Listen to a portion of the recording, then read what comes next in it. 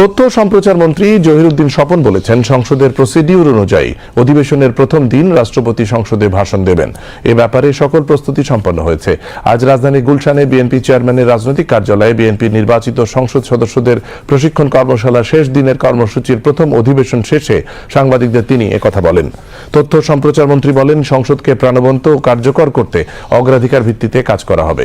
নতুন সংসদ সদস্যদের মানসিক চাপ ও দক্ষ করে গড়ে তুলতে রুলস এর মাধ্যমে কিভাবে কাজ করা যায় ব্যাপারে তাদেরকে প্রশিক্ষণ দেওয়া হচ্ছে। আমাদের নেতা দেশনায়ক তারেক রহমান ক্ষমতায় যাওয়ার আগেই ৩১ দফার মাধ্যমে রাষ্ট্র মেরামতের যে কথা বলেছেন, আমরা জনগণের ভোটে নির্বাচিত হওয়ার পর আমরা আমাদের অগ্রাধিকার ভিত্তিতে সমস্ত মনোযোগকে নিহিত করেছি সেই কাজে।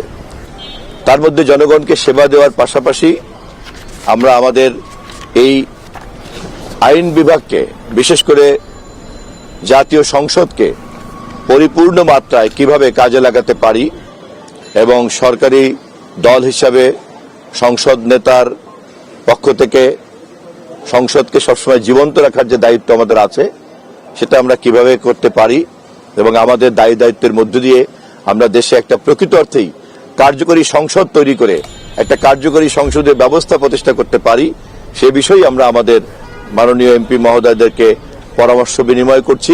বিশেষ করে যারা নবীন, তাদের উদ্দেশ্যে আমাদেরকে বেশি মনোযোগ দিয়ে কথা বলছি।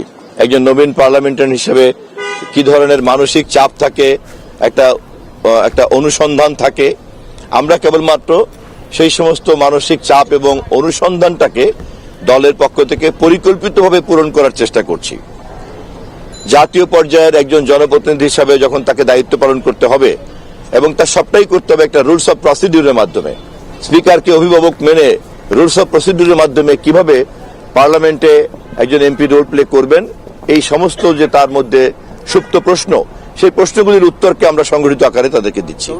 দেশের প্রচলিত নিয়ম অনুযায়ী, আমাদের দেশের সংসদীয় ব্যবস্থা অনুযায়ী সংসদের প্রথম অধিবেশনে রাষ্ট্রপতি বক্তব্য দিবেন। এ ব্যাপারে সমস্ত প্রস্তুতি সম্পন্ন হয়ে গেছে।